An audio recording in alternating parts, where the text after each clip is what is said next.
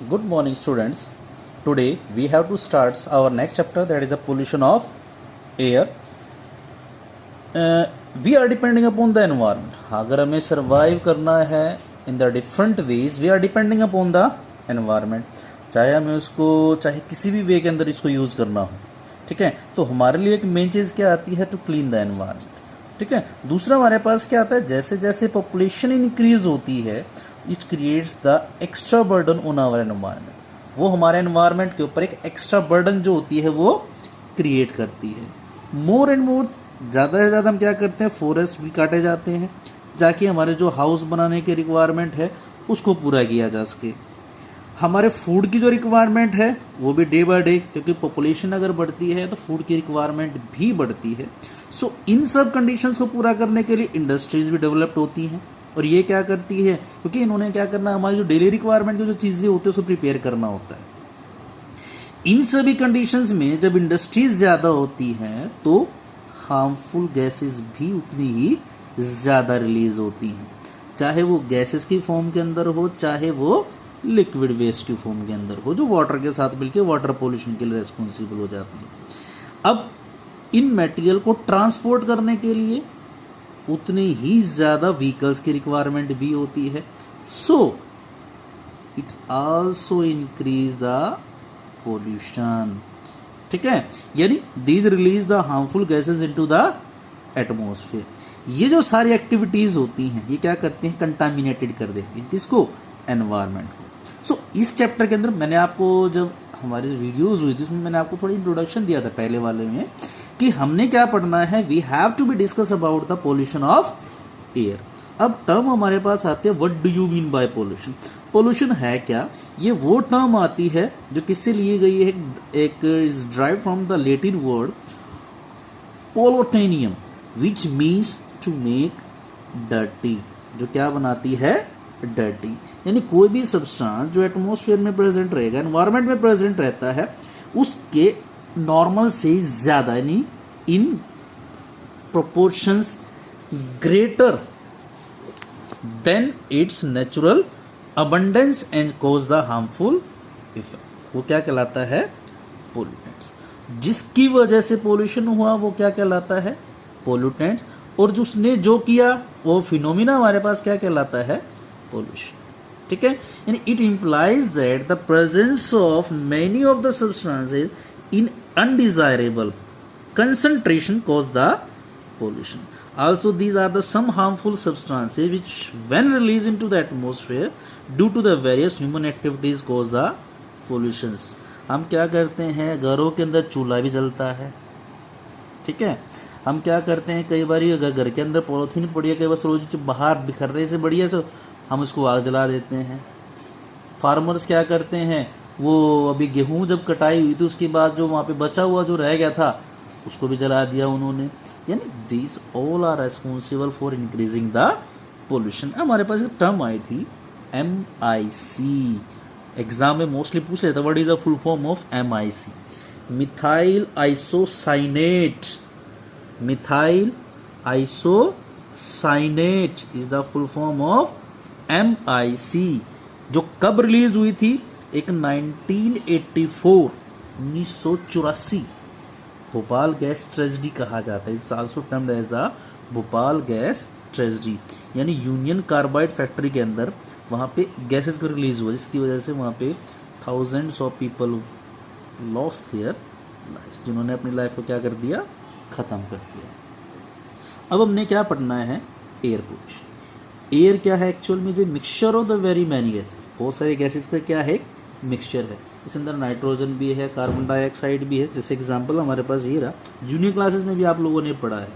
Oxygen 21% है, और जो बाकी गैसेस है उसमें हमारे पास carbon dioxide, argon, methane, helium, ozone and the water vapours are, but these are present in the small amount या स्मॉल क्वांटिटी के अंदर प्रेजेंट होती है.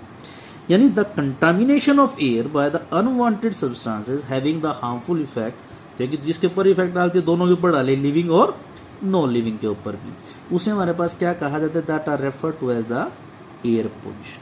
उसे क्या कहेंगे हम, एयर पोल्यूशन. और ये जो सब्सटेंसेस जो एयर को कंटामिनेटेड करते हैं उन्हें क्या कहा जाता है, एयर पोल्यूटेंट्स। क्या कहेंगे उसको हम? Air pollutants. अब हमारे पास जो टर्म आती है इस एक्टिविटी के अंदर हमारे पास क्या है? To observe the different. अभी लॉकडाउन के टाइम पे जो लेवल है हार्मफुल गैसेस का वो डिक्रीज हुआ है, इंडस्ट्रीज बंद रही, रोड के ऊपर जो व्हीकल्स है वो ना के बराबर रहे। सो इन दैट कंडीशन लेवल यहाँ पे डिक्रीज हुआ, यानी पोल्यूशन ना के बराबर रहा। अब हम बात करते हैं cause of air pollution. Factors क्या क्या रेस्पॉन्सिबल होते हैं? पहला हमारे पास क्या आता है? Excessive burning of fossil fuels. Fossil fuels का आप लोगों ने पहले पढ़ा है, चैप्टर 6 और 7 के अंदर आप लोगों का आया था कि कोल, पेट्रोलियम, ये क्या है हमारे पास? फॉसिल फ्यूल्स के प्रोडक्ट हमारे पास क्या आते हैं? Kerosene, petrol and diesel, this are also responsible for the air pollution. Smoke from the factories and the vehicles, जो इनसे व्हीकल से जो रिलीज होता है, फैक्ट्री से रिलीज होते हैं, that also responsible for the air pollution. अब आता है use of the certain harmful substances like the chlorofluorocarbon. इसकी बात करते हैं हम, क्लोरोफ्लोरोकार्बन, जो आपके रेफ्रिजरेटर, एसी वगैरह के अंदर यूज किए जाते हैं। इन्हें हमारे पास क्या कहा जाता है? जैसो टेम्परेचर को डिक्रीज करने के लिए यूज करते हैं। इवन आप लोग जो ये क्या कहते हैं इसको, डिओड्रेंट, ठीक है, आप जो यूज करते हो उसका टेम्परेचर भी कम होता है, उसके अंदर भी ये प्रेजेंट रहते हैं। हमारे पास almost 90% of the sulphur dioxide gas in air comes from, कहाँ से आती है वो? Burning of coal. कहाँ से होती है वो? बर्निंग ऑफ कोल, जो थर्मल पावर प्लांट के अंदर यूज की जाती है। अब हमारे पास आती है बेसिक डिटेल्स। हमारे पास एक एक 1 बाय 1 एग्जांपल लेंगे। कार्बन मोनोऑक्साइड, आप लोगों ने पढ़ा था कि जब हमारे पास चैप्टर 7 के अंदर आया था कंबस्शन के अंदर, वहाँ पे हमने टर्म पढ़ी थी कि जब इनकम्प्लीट कंबस्शन होता है तो कार्बन मोनोऑक्साइड गैस रिलीज होती है, ठीक है, जो एक मेजर कोज है, मेजर सोर्स कह सकते हो किस चीज़ के लिए? पोल्यूशन के लिए। इफेक्ट क्या आते हैं?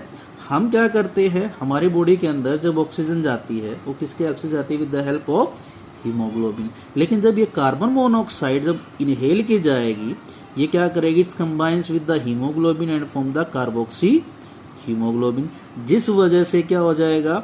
हमारी बॉडी के अंदर ऑक्सीजन का लेवल कम हो जाएगा एंड कॉज द सफोकेशन और अल्टीमेटली डेथ। और high concentration of the carbon monoxide अगर एयर के अंदर है, ये क्या किसको इफेक्ट करेगी? cause the growth of the plant and the lead to drop.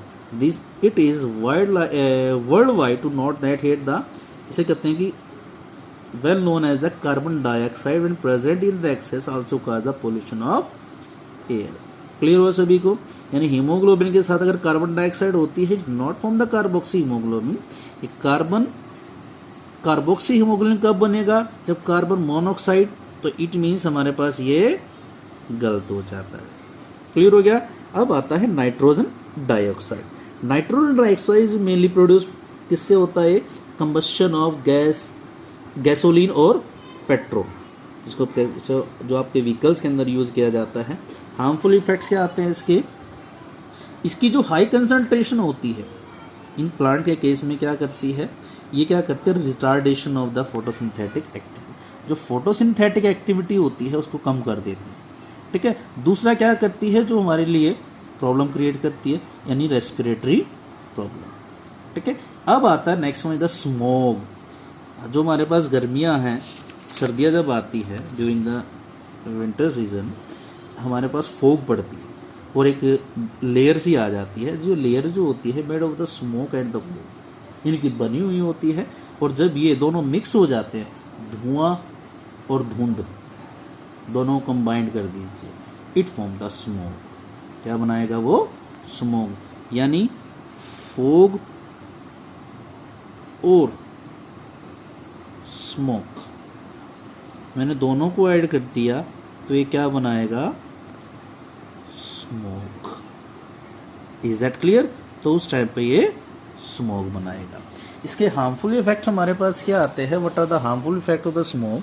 ये क्या करता है? It leads in the decrease disease related to the lungs such as the bronchitis और अस्थमा। जो अस्थमा की प्रॉब्लम होती है उनके लिए रेस्पॉन्सिबल होता है। और दूसरा क्या करता है? It prevents the sunlight from the reaching to the earth. Earth surface तक पहुंच नहीं पाती है, जिस वजह से प्लांट की जो फंक्शनिंग होती है, फोटोसिंथेटिक एक्टिविटीज़ जो होती हैं वो कम हो जाती हैं। नेक्स्ट आता है क्लोरोफ्लोरोकार्बन, CFCs कहा जाता है।